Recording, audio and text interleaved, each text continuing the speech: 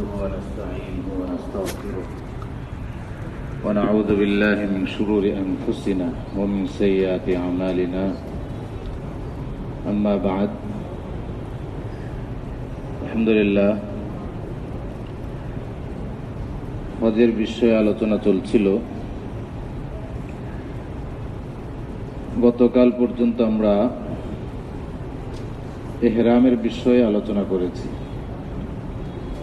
যে বিষয়গুলো অত্যন্ত জরুরি এবং খেয়াল করা আবশ্যক, এরকম বিষয়গুলো আমাদের আলোচনায় এসেছে।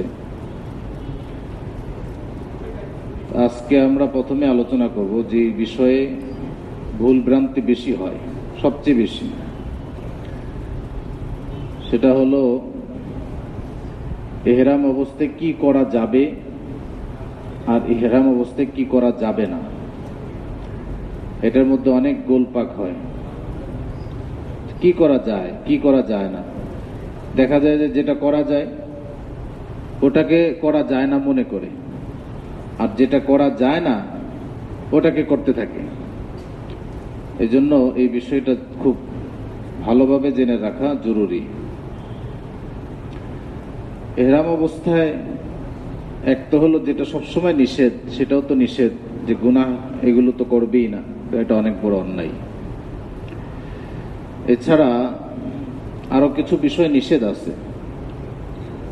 একটা বিষয় হলো নিজের সাথে সংশ্লিষ্ট, নিজের সাথে একদম নিজের সাথে সংশ্লিষ্ট নিষেধের বিষয়ের মধ্যে হলো চুল, দাড়ি, মোচ এগুলো যদি বড় হয়ে যায়, এই সময় নখও কাটা যাবে না, চুলও কাটা যাবে না, শরীরে কোনো পশমই কাটা যাবে না। এমনকি এটাও বিধান যে চুল বা দাড়ি যদি জোরে চুলকাইলে এই পশম উঠে যাওয়ার সম্ভাবনা থাকে, তাহলে এমনভাবে চুলকাবে যাতে পশম না উঠে। চুলকানোর ব্যাপারেও সতর্ক থাকতে হবে। তো এটা হলো বিধান। তো চুল, দাড়ি, নখ এগুলো হাত দিতে পারবে না। নিজের সাথে সংশ্লিষ্ট, নিজের সাথে সংশ্লিষ্ট 2 নম্বর বিষয় হলো পুরুষ মাথা, চেহারা এবং পায়ের পাতার উপরে যে উত্থিত অংশ, যে হাড্ডিটা উঠা, এটাকে ঢাকতে পারবে না। মাথা, চেহারা এবং পায়ের পাতার যে অংশটা উঠানো, এটাকে ঢাকতে পারবে না পুরুষ। এমনকি ঘুমানোর সময়ও ঢাকতে পারবে না চেহারা আর মাথা। একটা হলো ঘুমানোর পরে তার অজান্তে যদি ঢাকা হয়ে যায়, সেটা ভিন্ন কথা, কিন্তু সে কাঁথা মুড়ি দিয়ে ঘুমাইলো, এটা করতে পারবে না। চেহারা আর মাথা তো খোলেই রাখতে হবে পুরুষের জন্য। গলা ঢাকতে পারে, এটা অসুবিধা নেই, কিন্তু চেহারা মাথা খোলা রাখতে হবে। হ্যাঁ, কম্বল দিয়ে পা ঢাকতে পারে, এতে অসুবিধা নেই, কিন্তু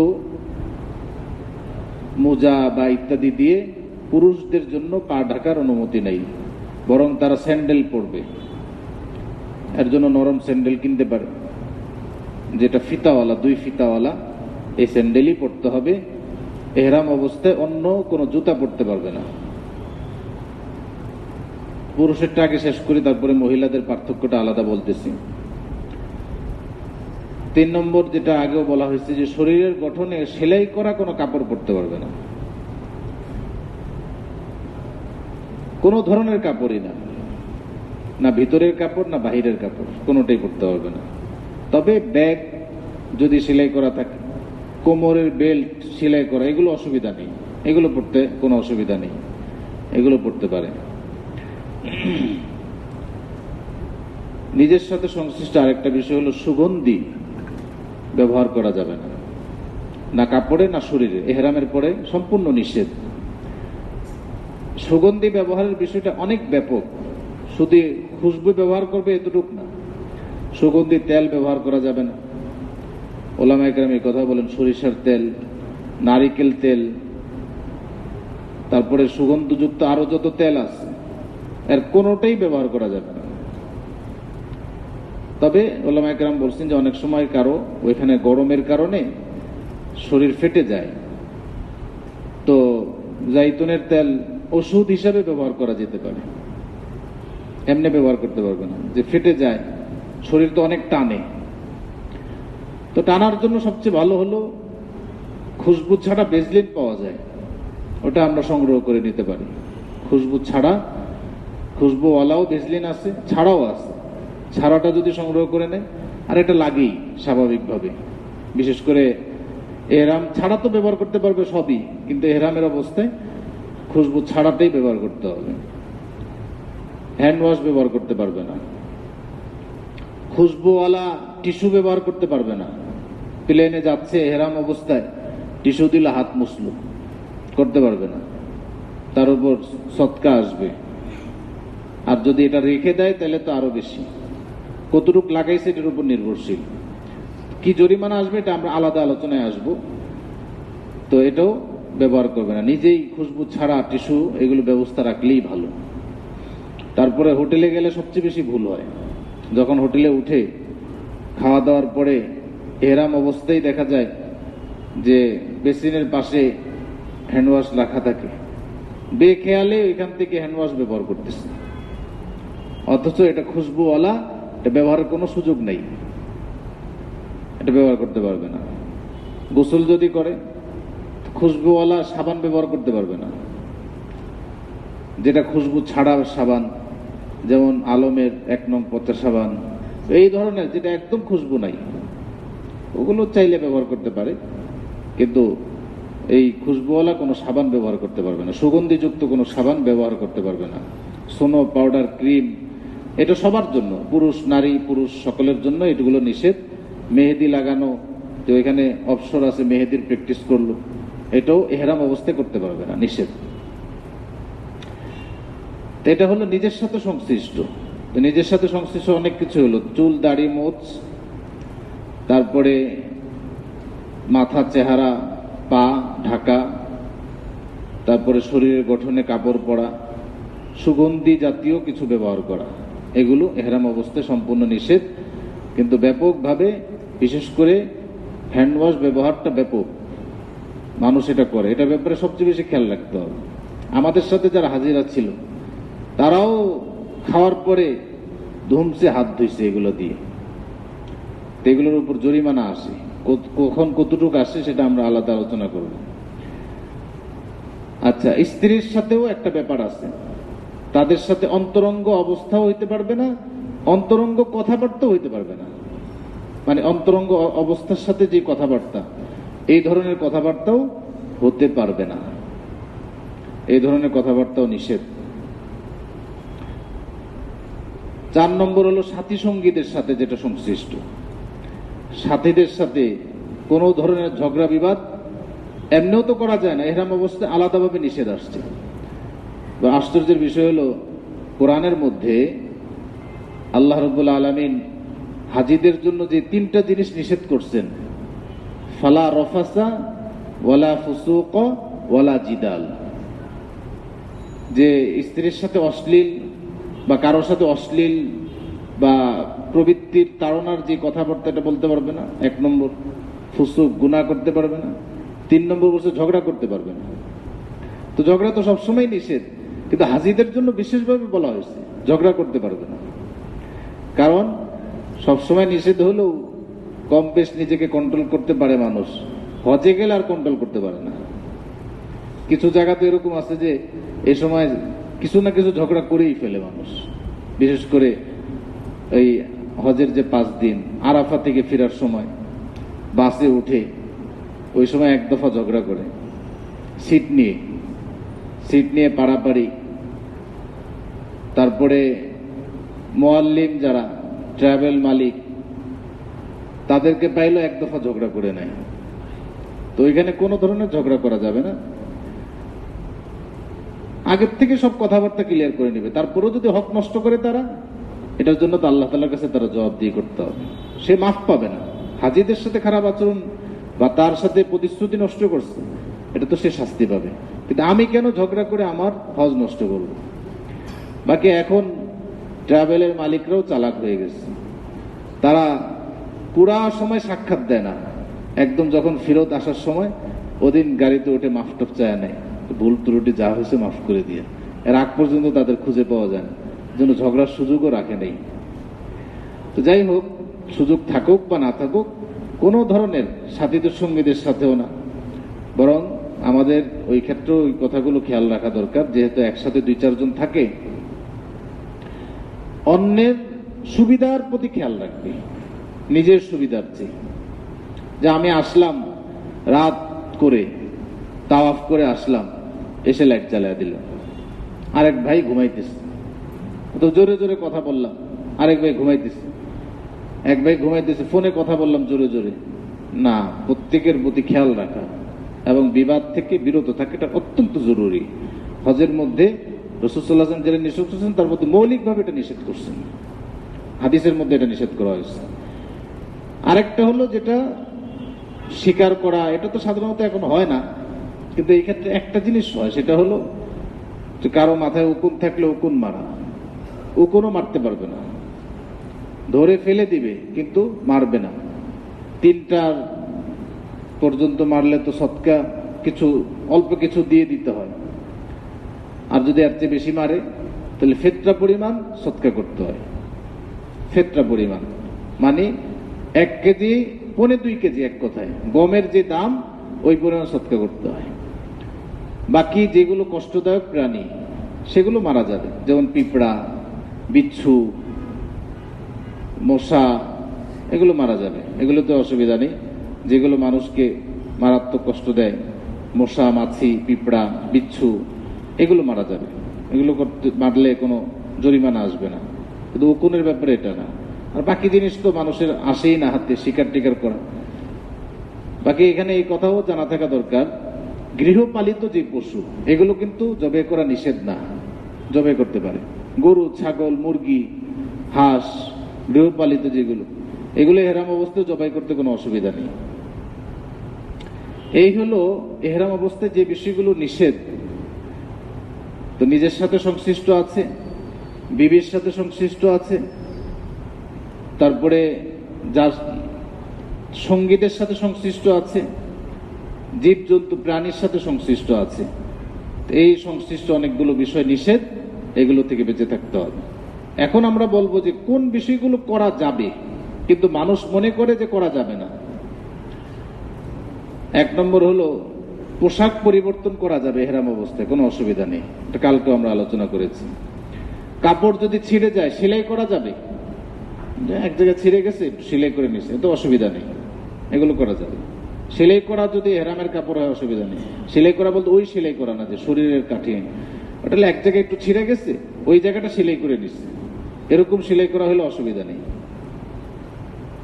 2 নম্বর হলো টুথপেস্ট বা মাজন দিয়ে ব্রাশ করা যাবে, এতে কোনো অসুবিধা নেই, স্বাভাবিকভাবেই ব্রাশ করা যাবে, টুথপেস্ট ব্যবহার করতে কোনো অসুবিধা নেই। গোসল করা যাবে। তারপরে অনেকে মনে করে আয়না দেখা যাবে না, এটাও কোনো অসুবিধা নেই, দেখতে পারবে। আচ্ছা, এই পর্যন্ত হলো আমভাবে যে বিধানগুলো। মহিলাদের সাথে কিছু বিধানের পার্থক্য আছে। একটা হলো মহিলাদের যদি পিরিয়ড চলে তাহলেও সে ইহরাম করতে কোনো অসুবিধা নেই। পিরিয়ডের ক্ষেত্রে বাধা হলো কয়েকটা জিনিস। একটা হলো তাওয়াফ করতে পারবে না, মসজিদে হারামে প্রবেশ করতে পারবে না, আর কোরআন তেলাওয়াত করতে পারবে না। এছাড়া হজের অন্যান্য বিষয় করতে পারবে, তাওয়াফ করতে পারবে না, মসজিদে হারামে প্রবেশ করতে পারবে না, আর কোরআন তেলাওয়াত করতে পারবে না। এছাড়া হজের অন্য যত বিষয় আছে এগুলো করতে কোনো বাধা নাই পিরিয়ড অবস্থায়। তাওয়াফটা শুধু সবচেয়ে বড় সমস্যা আর কি। সাই এটাও করতে পারবে, কারণ সাই তো মসজিদ হারামের বাহিরে। বাকি পবিত্র অবস্থায় করতে পারলে ভালো, কিন্তু যদি পিরিয়ড অবস্থায়, হায়াজ অবস্থাও করে তাতে কোনো অসুবিধা নেই, আদায় হয়ে যাবে। তো সে এহরামও করতে পারবে, কোনো অসুবিধা নেই, এহরাম করতে পারবে, অন্য কাজগুলো করতে পারবে, শুধু এই কয়েকটা কাজ করতে পারবে না। তবে এখানে একটা কথা, যেটা আমরা আমাদের হজের সময়ও আমরা দেখা গেছে অনেক অসতর্কতার কারণে মাসলা হিসাবে আমরা আলোচনা করে নিতেছি যে তাদের যদি স্যানিটারি লাগে সেটাও সুগন্ধি ছাড়াটা নিবে, ওটা খেয়াল করে নিয়ে নিতে হবে। যাদের প্রয়োজন হবে তারা খেয়াল করে নিয়ে নিতে হবে, কারণ সুগন্ধিওয়ালাটা ব্যবহার করতে পারবে না। আর ওটা ছাড়াও পাওয়া যায়, ছাড়াটাও পাওয়া যায়, ওয়ালাটাও পাওয়া যায়। এটা অনেক বেখেয়াল হয়, অনেক সমস্যায় পড়ে। সাথে এই কথাও অনেকে ওষুধ খেয়ে বন্ধ করা যাবে কিনা এই মাসলা জিজ্ঞেস করা যাবে। যদি ডাক্তার কোনো বড় কোনো অসুবিধা না বলে তার জন্য, তো তার করতে কোনো অসুবিধা নেই, বন্ধ রাখলেও কোনো অসুবিধা নেই, এতে কোনো অসুবিধা নেই। তো এই হলো ইহরাম অবস্থায় কি বিষয়গুলো করা যাবে আর কি বিষয়গুলো করা যাবে না। এটা আমরা নিজেরাও একটু মুজাকারা আবার করে নিব, কারণ এই সমস্যাগুলো সবচেয়ে বেশি হয় এবং বেখেয়াল অনেক কিছু হয়ে যায়। ইহরাম হয়ে গেল। ইহরাম হওয়ার পরে পরবর্তী বিষয় হলো যে আমরা তো মক্কায় পৌঁছলাম। মক্কায় পৌঁছার পরে প্রথম করণীয় কি? অনেক মানুষ আছে মক্কায় পৌঁছেই তাড়াহুড়া করতে থাকে। যদি আগে মদিনায় যায় তাহলে তো ইহরামের বিষয় নেই, কিন্তু আগে যদি মক্কায় যায় অথবা মদিনা থেকে মক্কায় পৌঁছলো, প্রথম কি করবে? ইবনে ওমর রাদিয়াল্লাহু আনহু থেকে যে আমল পাওয়া যায় যে উনি একটা জায়গায় অবস্থান করতেন, করে বিশ্রাম নিতেন, ফ্রেশ হতেন, তারপরে মসজিদে হারামে যাইতেন তাওয়াফের জন্য বা সাইয়ের জন্য। তা আমাদের দেশে অনেক ভাইকে দেখা যায় যে ওই মক্কায় যে অস্থির হয়ে যায়, অস্থির হয়ে মসজিদে হারামে চলে যায়, তাওয়াফের জন্য চলে যায় দৌড়াদৌড়ি করে। এর চেয়ে উত্তম এটাই যে একটু বিশ্রাম নিয়ে নেবে। নামাজের সময় হলে ভিন্ন কথা, অন্যতে বিশ্রাম নিবে। গোসলের প্রয়োজন হলে গোসলও করে নিবে, একদম রিল্যাক্স হবে, হয়ে এরপরে সে মসজিদে হারামে তাওয়াফের জন্য যাবে। কারণ সে যে আমলগুলো করে এটা অত্যন্ত নাশাত এবং উদ্যমতার সাথে করা আর ক্লান্তির সাথে করা এক কথা না। তো সে যেই যদি করে তো ক্লান্তির সাথে করলো, আর একটু বিশ্রাম নিয়ে করলে অত্যন্ত উদ্যমতার সাথে সে প্রত্যেকটা আমল করতে পারবে, এটার মর্যাদা বেশি। এজন্য একটু বিশ্রাম নেবে, নিয়ে তারপরে মসজিদে হারামের উদ্দেশ্যে তারপরে যাবে, শুরুতেই যাবে না, প্রয়োজনে গোসল টোসল করে নিবে। আচ্ছা, মসজিদে হারামে যে প্রথম কি তাহিয়াতুল মসজিদ পড়বে না কি করবে? মসজিদে হারামে যদি তাওয়াফের নিয়তে যায় তাহলে তাওয়াফই হলো তাহিয়াতুল মসজিদ। মসজিদে প্রবেশের যে 2 রাকাত নামাজ, যদি তাওয়াফের নিয়তে যায় তাওয়াফটাই হলো 2 রাকাত নামাজ। ওই সময় এটাই উত্তম এবং এটাই আমল, যে প্রথমে 2 রাকাত করে তারপরে তাওয়াফ শুরু করবে, এরকম কোনো বিষয় না। তাওয়াফের নিয়তে গেছে তো প্রথমে তাওয়াফ করবে। হ্যাঁ, অন্যান্য সময় যদি যায়, যখন অবস্থান করতেছে, তো মসজিদে হারামে গেল, তাওয়াফের নিয়ত নেই এখন, তাহলে 2 রাকাত তাহিয়াতুল মসজিদ পড়ে নিল, যদি মাকরু বা হারামুক্ত না হয়। কিন্তু এমনি তাওয়াফটাই হলো মূল, ওইখানে তাহিয়া হলো তাওয়াফ, তাহিয়াতুল মসজিদ হলো তাওয়াফ। মসজিদে প্রবেশ করে প্রথম কাজ কি? প্রথম কাজ হলো যখন বাইতুল্লাহর দিকে নজর পড়বে দোয়া করা। দোয়া কবুলের এটা একটা সময়, খুব দোয়া করবে। এর জন্য বাইতুল্লাহর যখন নজর পড়ে প্রয়োজনে একটু সাইড হয়ে দাঁড়িয়ে বা বসে খুব দোয়া করবে, কারণ এই সময় যে দোয়া কবুল হয় এটা প্রমাণিত। এজন্য জি,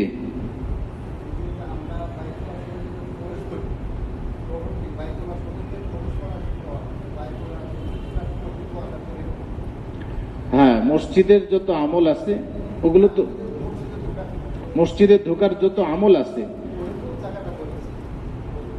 ওটা হলো চত্বর পার হয়ে মসজিদ যেখানে শুরু হয়েছে ওইখানে পড়বে। হ্যাঁ হ্যাঁ হ্যাঁ, বিসমিল্লাহি ওয়াসসালাতু ওয়াসসালামু আলা রাসূলিল্লাহ আল্লাহুম্মা ইফতাহ লি আবওয়াব। মসজিদে ঢোকার যত আদব আছে মসজিদে ঢোকার সময় সমস্ত কিছু ঠিক রাখবে। যেমন ইতিকাফের নিয়ত করা, দোয়া পড়া, ডান পা দিয়ে ঢোকা, এই সবগুলো তো করবেই। এটা তো আমাদের মসজিদে প্রবেশের সাধারণ নিয়ম। এটা করবে হলো ওই যে, হ্যাঁ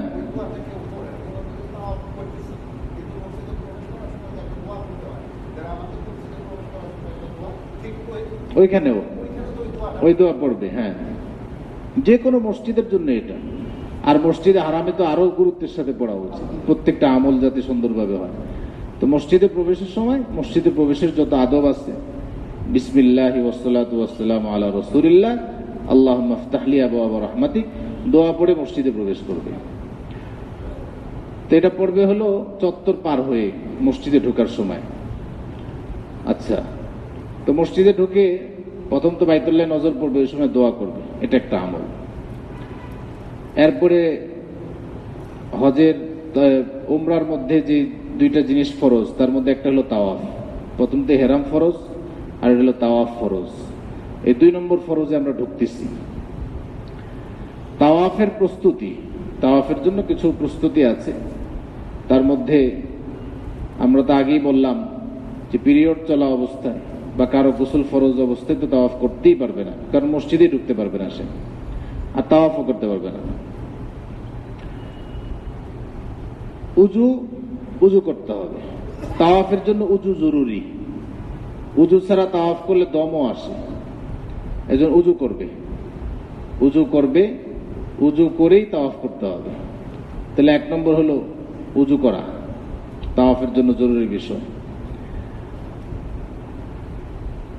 2 নম্বর, তাওয়াফ, এই তাওয়াফের পরে যেহেতু সাই আছে, কারণ উমরার তো সাই আছে, এই জন্য 2 নম্বর কাজ হলো ইস্তেবা করবে। ইস্তেবা মানে কি? ইস্তেবা মানে হলো যে ডান কাঁধ খোলা রাখবে, যে কাপড়টা আছে কাপড়টাকে এই বগলের নিচ দিয়ে এনে এইখানে কাঁধে দিয়ে দিবে, আর এটা খোলা। রুমালটা দাও তো দেখুন। তো এইভাবে কাপড়টা দিয়ে দিবে, উপরে গায়ের যে রুমাল এইভাবে দিয়ে দিবে। ডান কাঁধ খোলা, বাম কাঁধ তো ঢাকাই থাকবে, তো এইভাবে দিয়ে দিবে। এগুলো 2 নম্বর কাজ। তো পবিত্রতা অর্জন করা, তারপরে ইস্তেবা বলে এটাকে, এটা করা। আর এটা হলো পুরুষের জন্য, মহিলাদের জন্য এটা নাই। মহিলারা স্বাভাবিক যে পোশাক সেটা পরবে। আচ্ছা, 3 নম্বর হলো, যেহেতু এটার পরে সাই আছে, এটার মধ্যে আরেকটা কাজ আছে, সেটা হলো প্রথম 3 চক্করে রমল করবে। রমল মানে হলো একটু দাপটের সাথে হাঁটা, দৌড়ানো না। অনেকে মনে করে দৌড়ানোর কোনো বিধান নাই। ওইখানে গেলে দেখা যায় অনেক লোক দৌড়াইতেছে, ধুমসে দৌড়াইতেছে, এরকম দৌড়ানোর কোনো বিষয় নাই। একটু বীর দর্পে হাঁটা, এটা হলো রমাল। প্রথম 3 চক্করে, এটা প্রথম 3 চক্করে বীর দর্পে হাঁটা। মহিলাদের জন্য এটাও নাই। 4 নম্বর, তাওয়াফ শুরু যখন করবে তালবিয়া বন্ধ। এই পর্যন্ত তো তালবিয়া চলছে, কিন্তু তাওয়াফ শুরু হলো তো তালবিয়া বন্ধ। উমরার তালবিয়া আর নাই, শেষ। লাব্বাইক আল্লাহুম্মা লাব্বাইক যেটা শুরু করলাম, উঠতে বসতে শুইতে চলতে দাঁড়াইতে কারোর সাথে দেখা হইলে সর্ব অবস্থায় তালবিয়া ছিল। তাওয়াফের জন্য আমরা প্রস্তুতি নিয়ে তাওয়াফের জায়গায় গেলাম, তালবিয়া বন্ধ।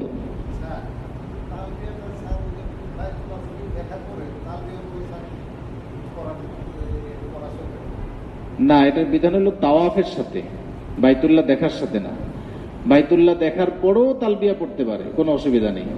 কিন্তু যখন তাওয়াফ সে শুরু করবে, তাওয়াফের নিয়ত করে এরপরে আর তালবিয়া নেই, এটাই হলো বিধান। বাইতুল্লাহ দেখার সাথে তালবিয়া বন্ধের কোনো হুকুম নেই। তালবিয়া বন্ধের হুকুম হলো তাওয়াফের সাথে। এখন কেউ বাইতুল্লাহ দেখলো, এখন তাওয়াফ করতে চায় না, পরে করবে, তো তার তালবিয়া চলতে থাকবে, তার তালবিয়া বন্ধ হবে না। তো তালবিয়া বন্ধ হবে যখন সে তাওয়াফের বিষয়টা শুরু করতে যাবে, তখন তালবিয়া বন্ধ। আচ্ছা, 5 নম্বর, তাওয়াফের নিয়ত করতে হবে, এবং এটা জরুরি। কারণ বাইতুল্লাহর চারপাশে শুধু চক্কর দেওয়াই তাওয়াফ না। বাইতুল্লাহর চারপাশে চক্কর দিতে থাকলো, এটা তাওয়াফ না। নিয়তের সাথে করা হলো তাওয়াফ। অনেকে এমনি বেখেয়ালে করতে থাকে, না, নিয়ত মনে আসলেও হবে। আর যদি মুখের মাধ্যমে স্মরণ করতে চায় তো বলতে পারে যে, হে আল্লাহ, উমরার তাওয়াফ করতেছি, আপনি কবুল করেন, সহজ করেন। কিন্তু নিয়ত হলো মনেরটা, মুখেরটা তো আর স্মরণ করে দেওয়া, মনকে নিয়ত করতে হবে। আচ্ছা, এরপরে তো নিয়তের পরে তাওয়াফের কার্যক্রম শুরু হবে। তাওয়াফের কার্যক্রমের প্রথম কাজ কি? প্রথম কাজ হলো নামাজে যেভাবে হাত উঠায় হাত উঠাবে। হাত উঠিয়ে বিসমিল্লাহি আল্লাহু আকবার বলবে, বিসমিল্লাহি আল্লাহু আকবার বলবে। বলে হাজরা আসওয়াদ ধরতে পারার তো সম্ভাবনা নাই, ইশারা করবে, করে চুমু খাবে। এটা কেবল ইস্তেলাম।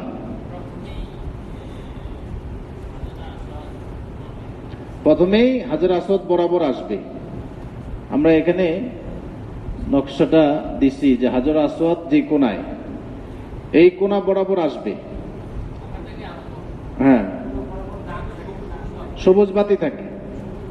হ্যাঁ, এই যে আমরা এখানে দাগ দেওয়া আছে, হাজরা আসওয়াদ বরাবর পিছনে সবুজ বাতি থাকে, ওই বরাবর সবুজ বাতি থাকে। মনে করেন যে এই তো কাবা, উদাহরণস্বরূপ বলতেছি, এই কোনায় হলো হাজরা আসওয়াদ। তো এখানে বরাবর এই মসজিদে হারামের বরাবর সবুজ বাতি দেওয়া থাকে। হ্যাঁ, তো এই জায়গাটায় আসতে হবে। এসে তো নিয়ত করলো, নিয়ত করে বাকি প্রস্তুতিগুলো নিয়ে নিল। প্রথমে প্রস্তুতি নিল, প্রস্তুতি নিয়েই আসবে। ইস্তেবা করা, উজু করা, ইস্তেবা করা, সবকিছু প্রস্তুতি নিয়ে আসবে। এসে এই কোনা বরাবর দাঁড়াবে। কোনা বরাবর দাঁড়িয়ে হাজর আসওয়াদের দিকে মুখ করবে, করে হাত উঠাবে। হাত উঠিয়ে বিসমিল্লাহি আল্লাহু আকবার বলবে। বলে এইবার ইশারা করবে হাজর আসওয়াদের দিকে, করে চুমু খাবে। এইভাবে চুমু খেয়ে এরপরে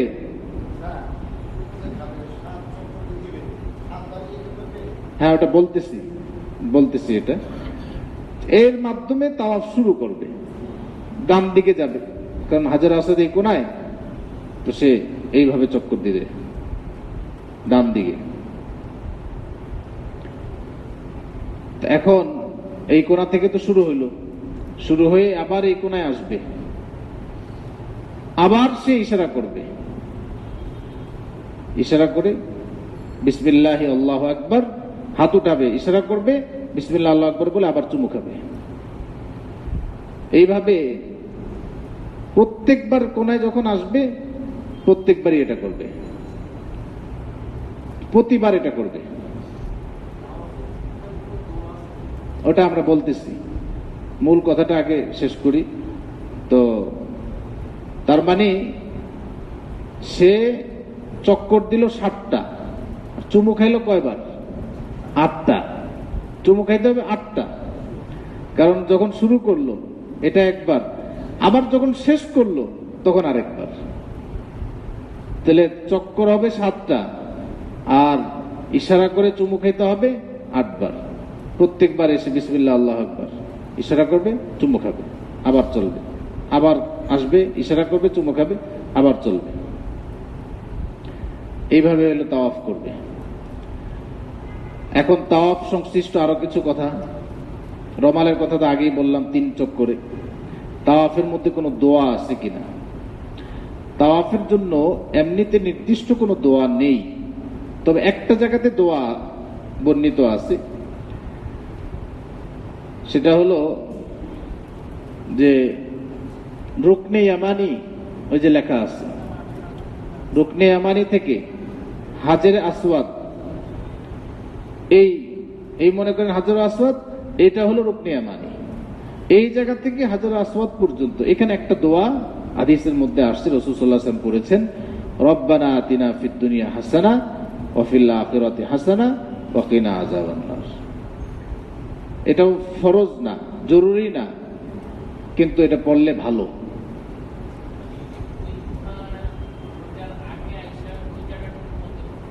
হ্যাঁ, এই কোনায় আসলে এখান থেকে রব্বানা শুরু করবে, রব্বানা আতিনা এই কোনা আসা পর্যন্ত, এতটুক জায়গাতে রব্বানা আতিনা ফিদ দুনিয়া হাসানা ওয়া ফিল আখিরাতি হাসানা ওয়া কিনা আযাবান নার, এতটুক দোয়া শুধু এই কোনায় পড়বে।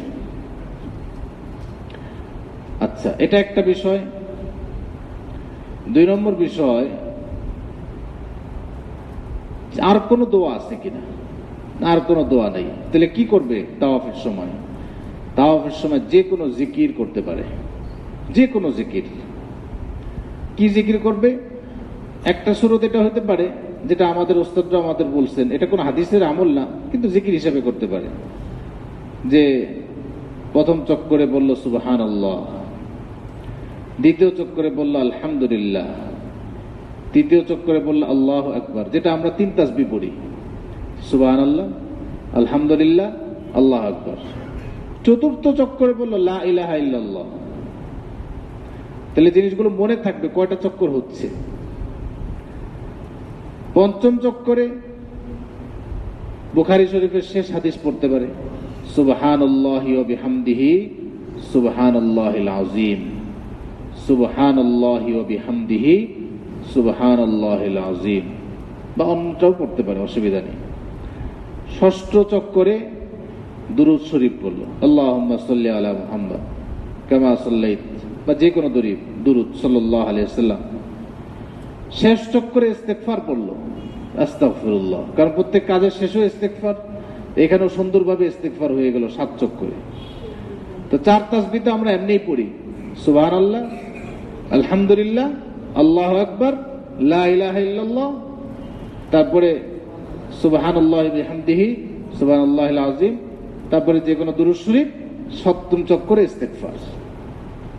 তাহলে আর চক্কর হিসাব রাখতে হবে না। অনেকে হিসাব রাখে বা তসবির দানা নিয়ে যায়, তো মাঝখানে এটা ছুটে যায়, কোন জায়গায় যে ধরছিল এটাই ভুলে যায়, কারণ ভিড়ের মধ্যে তো অত খেয়াল করা যায় না। এর চেয়ে যদি আমরা তাসবিহগুলো পড়ি, এটা বেশি সহজ।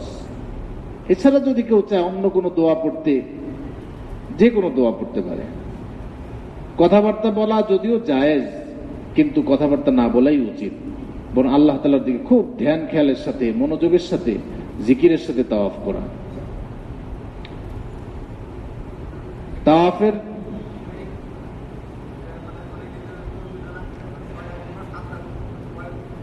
ওটা বলতেছি, শেষে জিজ্ঞেস করেন, তাওয়াফ শেষ করি তারপরে জিজ্ঞেস করেন, এটা জরুরি একটা প্রশ্ন। আচ্ছা,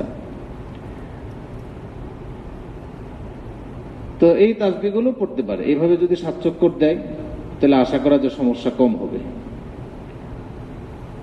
আর এটাই তাওয়াফের ক্ষেত্রে মূল। একটা হলো ইস্তিলামের মাধ্যমে, চুমুর মাধ্যমে শুরু করা, ওই কোণা থেকে এই কোণা পর্যন্ত রব্বানা আতিনা ফিদ দুনিয়া পড়া, আর বাকি চক্করে তাসবিহগুলো পাঠ করতে পারে, তাহলে সুন্দরভাবে তাওয়াফ হলো আর কি। তাওয়াফের ক্ষেত্রে বাইতুল্লাহর দিকে না ফিরাই ভালো। বাইতুল্লাহর দিকে তাকাবে না, বাইতুল্লাহর দিকে সিনা ঘুরাবে না, এগুলো করবে না, বরং সামনের দিকে যেতে থাকবে, ঘুরে ঘুরে তাওয়াফ করবে।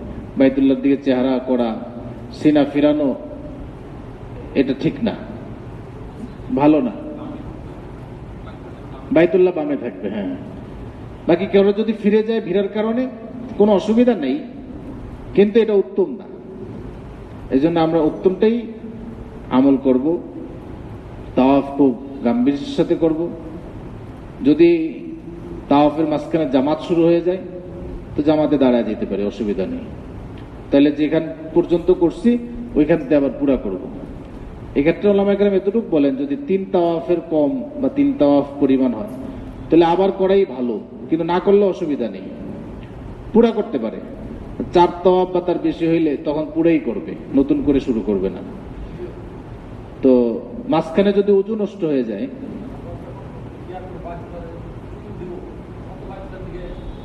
তখন তো ফিরবেন, কোনায় আসলে ফিরবেন, এছাড়া ফিরবেন না। হ্যাঁ, না ওইখানে সবাই দাঁড়ায়, আর ওটা চলতে চলতেই দাঁড়ানো যায়। একদম যে আপনার স্থির হইতে পারবেন এটা পারবেন না, হ্যাঁ, স্লো হয়ে যায় ওই জায়গাটায়, কারণ ওইখানে ভিড় থাকে, আপনি স্লো হইতেই হবে। তো ওই কোনায় আসলে আপনি ওদিক ফিরে যাবেন। ফিরে যদি ধাক্কায় কিছু যান, অসুবিধা নেই, ওই হাজার আসওয়াদ বরাবর ইশারা করে বিসমিল্লাহ আল্লাহু আকবার বলে ইশারা করে চুমু খাবেন। আরেকটা কথা, যদি এটা মনে হয় এখন বন্ধ, রুকনে ইয়ামানিতে যদি স্পর্শ করা যায়, তাহলে স্পর্শ করবে। এক হাতে বা দুই হাতে স্পর্শ করবে। কারণ হাদিসের মধ্যে আসছে হাজার আসওয়াদ এবং রুকনে ইয়ামানি স্পর্শ করা এটা গুনাহ মাফের মাধ্যম। কিন্তু এখন মনে হয় করতে দেয় না, এখন অনেক কিছু এরিয়া বন্ধ করে রাখছে। হ্যাঁ, তো সেই হিসেবে তো যদি করা না যায়, না গেল। এখানে আরেক না, ওটা তো ডিস্টেন্স নাই, মানে কাবার পাশে কিছু এরিয়া বন্ধ করে দিছিল। যদি খুললো তাহলে পারলে রুকনে ইয়ামানি কি স্পর্শ করবে। আচ্ছা, এখানে আরেকটা মাসআলা আমরা জেনে রাখি, সেটা হলো অনেক সময় দেখা যায় হাজারে আসওয়াদে এই জায়গাগুলোতে আতর লাগায় রাখে। এই জন্য এহরাম অবস্থায় স্পর্শ না করাই ভালো, কারণ আতর লাগানো তো জায়েজ নেই এহরাম অবস্থায়, আর তারাও এখানে আতর লাগিয়ে রাখে। এই জন্য স্পর্শ না করাই ভালো। হ্যাঁ, এহরাম যখন নাই, যদি সুযোগ পায় তাহলে স্পর্শ করবে, কিন্তু এহরাম অবস্থায় স্পর্শ না করাই ভালো। আচ্ছা, যদি কারো এহরামের এই তাওয়াফের মাঝখানে উজু নষ্ট হয়ে যায়, তাওয়াফ তো উজুর সাথে করতে হবে, উজু নষ্ট হয়ে গেল, সে কি করবে? সে যতটুকু করছে ওটা মনে রাখবে যে উজু করে ওইখান থেকে পুরা করবে, উজু ছাড়া করবে না। তাওয়াফের জন্য উজু করা জরুরি, ওয়াজিব, উজু ছাড়বে না। উজু ছুটে গেলে আবার যে করে আসবে।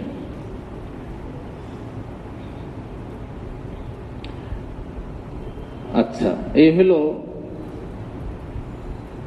তাওয়াফের বিষয়। এখন একটা মাসআলা, কেউ যদি তাওয়াফ, যেটা ওই ভাই জিজ্ঞেস করতেছিলেন, যে যদি 7 চক্করের বেশি হয়ে যায় বা ভুলে যায় কয়টা করছে, ভুলে গেলে সে কমটা ধরবে। যে সন্দেহ হচ্ছে যে 4টা করছে না 3টা, 3টা ধরবে, ধরে পুরা করবে। কিন্তু যদি কেউ মনে করে যে একটা চক্কর বেশি দিয়ে নেই, সে বুঝতেছে যে 7 চক্কর হয়ে গেছে, তার মনে হলো যে একটা চক্কর বেশি দিয়ে নেই, যদি এরকম 1 চক্কর বেশি দেয়, এক তো হলো গুনাহ হবে, 7 চক্করই দিতে হবে। ভুলে হইলে ভিন্ন কথা, কিন্তু ইচ্ছাকৃত ভাবে 1 চক্কর বাড়ায় দিল, এটা দিতে পারবে না। যদি কেউ দেয় তাহলে ধরা হবে যে সে নতুন তাওয়াফ শুরু করছে, তার 7 চক্কর পুরা করতে হবে। আবার তাওয়াফ যখন শুরু করলো তো 7 চক্কর পুরা করতে হবে আবার। এই জন্য 7 চক্কর যখন ইতমিনান হয়ে গেল, হয়ে গেছে, আর নতুন করে কোনো শুরু করবে না। তাওয়াফের ক্ষেত্রে যেটা আমরা তাসবিহ বললাম, এটা তো পড়তেই পারে। আব্দুল্লাহ ইবনে ওমর রাদিয়াল্লাহু আনহু থেকে আরেকটা দোয়া বর্ণিত আছে, যেটা হজের বিভিন্ন জায়গায় আছে।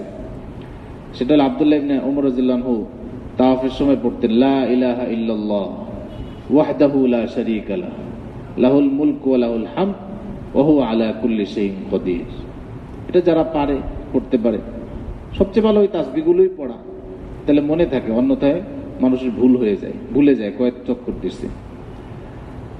আচ্ছা, এখন তাহলে চক্কর 7টা হলো, আর ইশারা 8টা হলো।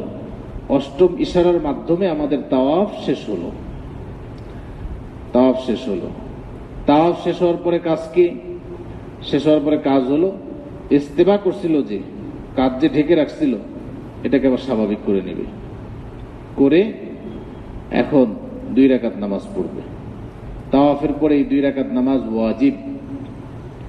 তাওয়াফ নফল হইতে পারে বা ফরজ হইতে পারে, কিন্তু 2 রাকাত নামাজ সবসময় ওয়াজিব তাওয়াফের পরে। কারণ অনেক সময় মানুষ নফল তাওয়াফ করে, যখন ইহরাম নাই নফল তাওয়াফ করছে, এরপরও 2 রাকাত পড়া ওয়াজিব, এই 2 রাকাত পড়তে হবে।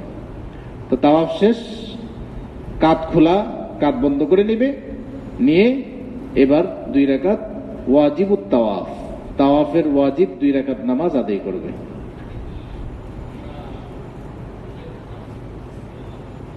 হ্যাঁ, তাওয়াফের ওয়াজিব 2 রাকাত নামাজ পড়তেছে, এটা মনে থাকলে হবে। হ্যাঁ, তো এই নামাজটা যদি সম্ভব হয় তাহলে বাইতুল্লাহ সামনে থাকবে, আবার মাকামে ইব্রাহিম সামনে থাকবে। এখানে আমাদের নকশায় মনে দেওয়া আছে, মাকামে ইব্রাহিম, বাইতুল্লাহ, 2টাকে সামনে নিয়ে পড়া যায়, তাহলে পড়বে। কিন্তু এটা অনেক কঠিন কাজ।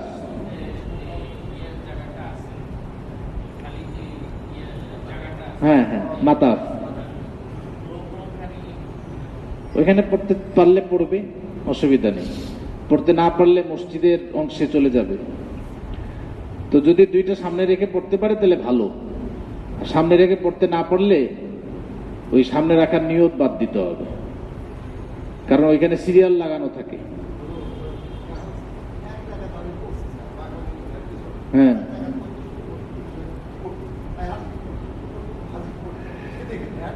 আরেক জায়গায় যা পড়বেন, কারণ এখানে পড়া জরুরি না। এটা উত্তম উত্তম। কেউ যদি এখানে জায়গা না পায় অন্য জায়গায় যেয়ে পড়বে, কোনো অসুবিধা নেই। যে কোনো জায়গায় পড়ুক, হারামের ভিতরে পড়লেই হবে, মসজিদে করলেও হবে। 2 রাকাত পড়া ওয়াজিব। আর এটা হলো উত্তম যে এই মাকাম ইব্রাহিমও সামনে, কাবাও সামনে, এবারে পড়া উত্তম। কিন্তু না পড়লে কোনো অসুবিধা নেই।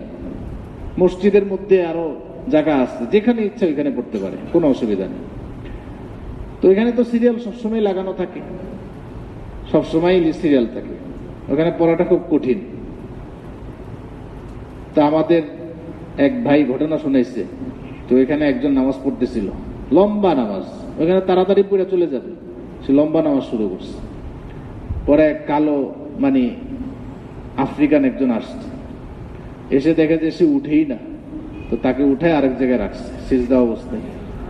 2 রাকাত পড়ে পরে আবার এখানে না রেখে দিচ্ছে। তো এখানে তো লম্বা নামাজ পড়ার সুযোগ নেই। তো এই নামাজটাও পারলে কুল ইয়া আইয়ুহাল কাফিরুন, কুল হুয়াল্লাহু আহাদ সূরা দিয়ে পড়বে। 2 রাকাত নামাজ, এটা ওয়াজিব। নামাজের পর একটা মুস্তাহাব আমল আছে, আমলটাও মুস্তাহাব, আবার ওই সময় এটার চাহিদাও হয়। সেটা হলো জমজমের পানি পান করা। যে মানুষের চাহিদা হয়, আল্লাহ তাআলা এটাকে মুস্তাহাব হিসেবে কবুল করে নেন, পানি পান করেই মুস্তাহাব। সেই জন্য এরপরে জমজমের পানি পান করবে। জমজমের পানি পান করার মাধ্যমে এই পর্ব শেষ হলো তাওয়াফের। উমরার একটা কাজ তাওয়াফ, তাওয়াফ শেষ হলো। তাওয়াফ সংক্রান্ত কোনো প্রশ্ন থাকলে করতে পারি, যদি ইচ্ছা বড় কোনো প্রশ্ন থাকে। চাইতে পারবেন, যে কোনো দোয়া করতে পারবেন, তাসবিহ ছাড়াও দোয়া করতে পারবেন। তো 2 রাকাত নামাজের পরেও দোয়া কবুল হয়, এটাও দোয়া কবুলের সময়, ওই সময়ও দোয়া করবে।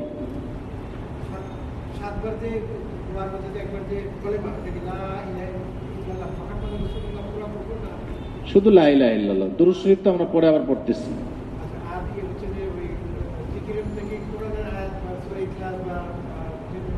পড়তে পারে, কোনো অসুবিধা নেই। জিকির করতে পারে, তেলাওয়াত করতে পারে, দোয়া করতে পারে, কোনো কিছু নির্দিষ্ট নাই,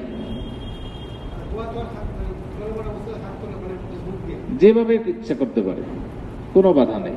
দোয়া করলেই হইব, দোয়া করতে পারে, জিকির করতে পারে, সব করতে পারে, এতে কোনো বাধা নেই। তাওয়াফের মাঝখানে যদি পিপাসা লাগে পানি খেয়ে আসতে পারবেন, খেয়ে আবার যেখান থেকে করছেন ওইখান থেকে পুরা করবেন। পানি বেশি দূরে না, পাশেই রাখা থাকে, ওইখান থেকে পানি পান করতে পারেন। তো তাওয়াফের যদি আর কোনো প্রশ্ন না থাকে, এরপরে মহিলাদের বিষয়ে আমরা কিছু কথা বলছিলাম, সেটা বলি, আজকে পর্ব শেষ করি নাকি। তো সেটা হলো মহিলাদের বিষয়ে তাদের, জি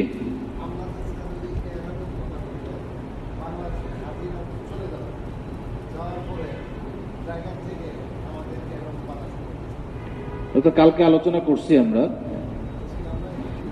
আচ্ছা আচ্ছা, শেষে বলে দিচ্ছি, আগে সবারটা আগে বলি, যাবে, কোনো অসুবিধা নেই। ওইখানে পানি থাকে, রাখা থাকে, তাওয়াফের জায়গার পাশে পানি থাকে, খেতে পারবেন না, পানি রাখতে পারবে, খেতে পারবে, এতে কোনো অসুবিধা নেই। রাখতে পারেন, পিছনে ব্যাগ রাখলেন, রাখতে পারেন, কোনো অসুবিধা নেই। আচ্ছা, মহিলাদের বিষয়ে কিছু পার্থক্যের কথা। 1 নম্বর তো তাদের এহরামের কথা বললাম, যে যদি তাদের পিরিয়ড থাকে তাহলে কি করতে হবে। 2 নম্বর এহরাম অবস্থায় আমাদের কথা বলছি যে আমাদের মাথা, চেহারা, পা এটা ঢাকা যাবে না। তো মহিলাদের ক্ষেত্রে বিধান কি? মহিলাদের ক্ষেত্রে বিধান হলো তারা মাথা ঢাকতে পারবে, পাও ঢাকতে পারবে। তাদের যে স্বাভাবিক জুতা যেটা সে সবসময় পরে পড়তে পারবে, কোনো অসুবিধা নেই। বাকি ভালো হাঁটা যায় এরকম জুতাই তারা কিনে নিলে ভালো, তো ওই জুতা পরলে তার জন্য সহজ হবে, যেটা পরে সে কমফোর্টেবল এবং অনেক পরিমাণ হাঁটতে পারে এরকম জুতা নিবে, কিন্তু তাদের পা ঢাকতে কোনো অসুবিধা নেই। তারপরে তারা যদি হাত মোজা পরে এতেও কোনো অসুবিধা নেই। সাহাবাদের জামানাই সাহাবাদের থেকে এই বিষয়ে বর্ণিত আছে যে তাদের মেয়েরা সাদ ইবনে আবি ওয়াক্কাস রাদিয়াল্লাহু আনহু তার কন্যাদেরকে হাত মোজা পরাইছে। তাদের শুধু কাপড় রাখতে পারবে না চেহারায়, চেহারায় কাপড় না রাখার অর্থ হলো নেকাব পড়তে পারবে না বেঁধে অথবা চেহারার সাথে লাগিয়ে। তবে হ্যাঁ, সাহাবাদের যুগে নারীরা যেভাবে চেহারাকে আবৃত করত সেভাবে আবৃত করতে পারবে। সেটা হলো ক্যাপ ধরনের নেকাব পাওয়া যায়, ওটা যারা হজের কাপড় সামানা বিক্রি করে তাদের ওইখানেই পাওয়া যায়, যে এক ধরনের ক্যাপ, ওটার সামনে কাপড় ঝুলানো। তো এরকম ক্যাপওয়ালা কাপড় যদি পরে, এটা সাহাবাদ মহিলা সাহাবীদের আমল এবং তারা এভাবেই হজের সময় করতেন। তাদের একাধিক সাহাবিয়া থেকে এটা বর্ণিত, তাবি মহিলা যারা ছিল তাদের থেকে বর্ণিত যে তারা হজের সময় যে একদম চেহারা খোলা রাখতেন। চেহারা কাপড় লাগানো যাবে না তার অর্থ চেহারা খোলা রাখবে তা না, এবং চেহারা কাপড় লাগানো যাবে না মানে হলো দূরে দিয়ে তারা লাকড়ি দিতেন, দিয়ে তার উপর কাপড় ঝুলিয়ে দিতেন, যাতে চেহারাও কাপড় না লাগে আবার কারো সামনে চেহারা প্রকাশও না পায়। এইভাবে তারা করতেন। তো এটা করলে ভালো, বিশেষ করে অন্য সময়ও যারা আমরা চেহারা না ঢাকি ওই সময় অন্তত নিজেকে আল্লাহ তাআলার সামনে পেশ করতেছি, সবচেয়ে উত্তম পদ্ধতি আমরা গ্রহণ করি। এর জন্য একটা ক্যাপ যদি আমরা কিনে নেই, এটা পাওয়া যায় বাইতুল মুকাররমও পাওয়া যায়, যেখানে হজের জিনিস বিক্রি করে, আরো যেখানে বিক্রি করে আর রাখে, অথবা নিজেরাও বানিয়ে নিতে পারি। দোকানে দিয়ে ক্যাপের সামনে যেটা বাড়ানো, ওটা সামনে কাপড় লাগিয়ে নিলাম, তাহলে নিজের আবৃত থাকা হইল। এটা হলো তাদের জন্য একটা বিধান যে তারা এটা করবে। এই বিষয়ে আমার একটা বিস্তারিত লেখা আছে, যদি কারো সংশয় থাকে তো এই লেখা আমরা পড়তে পারি। একদম সাহাবা তাবিঈনদের আমল, চারো ইমামের বক্তব্য এবং উম্মতের বড় বড় মুস্তাহিদ উলামায়ে কেরামের বক্তব্য।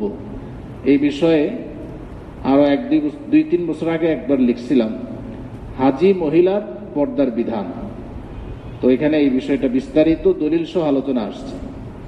কেউ যদি চায় এটা ছবি তুলে নিতে পারে বা ফটোকপি করে নিতে পারে, আমার কাছে এক কপি যেহেতু আছে। ঠিক আছে, মানে জানা রাখলাম আর কি। এটা হলো তাদের জন্য বিধান। এখন তাদের যদি পিরিয়ড চলে তাহলে তাওয়াফ তো সে করতে পারবে না, ওই সময় তাওয়াফকে সে স্থগিত রাখবে, যখন বন্ধ হবে তারপরে পবিত্র হয়ে তারপরে করবে, আর আগে করতে যাবে না, আর আগে এটা করতে যাবে না। করতে গেলে কিন্তু তার দম আসবে, এই জন্য এটা করতে যাবে না। আর তাওয়াফ করে ফেলছে, এরপরে সমস্যা শুরু হয়েছে, তো সে সাই করতে পারবে। ওটা মসজিদের বাহির দিয়ে সাইর স্থানে ঢুকার রাস্তা আছে, ওইখান দিয়ে ঢুকে ওইখানে সাই করতে পারবে। তো সাইর আলোচনা আজকে তো আর করা যাচ্ছে না, অনেক টাইম হয়ে গেছে। কালকে ইনশাল্লাহ সাই করার পরে আলোচনার মূল অংশই চলে যাবে। এরপরে আমরা কালকে হজের কথা শুরু করে দেব ইনশাল্লাহ। জি, প্রশ্ন থাকলে করতে পারেন। হ্যাঁ,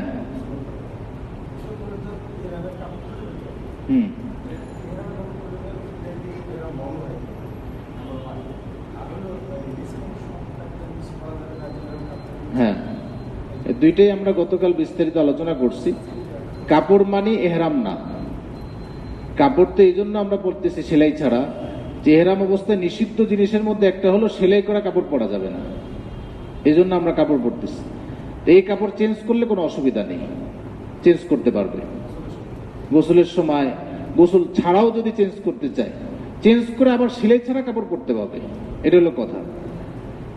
কিন্তু সেলাই, আচ্ছা, 2 নম্বর হলো আন্ডার গার্মেন্টস বা ভিতরের শর্ট প্যান্ট, এগুলো পরা যাবে কিনা? না, এগুলো পরা যাবে না, এগুলো পরা যাবে না, শুধু কাপড়ই পরতে হবে, কারণ ওগুলো সেলাই করা শরীরের গঠনে, এগুলো পরা যাবে না। কেউ একদম অসুস্থ হলে তার দম আসবে, কিন্তু অন্যদের জন্য পড়ার অনুমতি নেই। জি জি।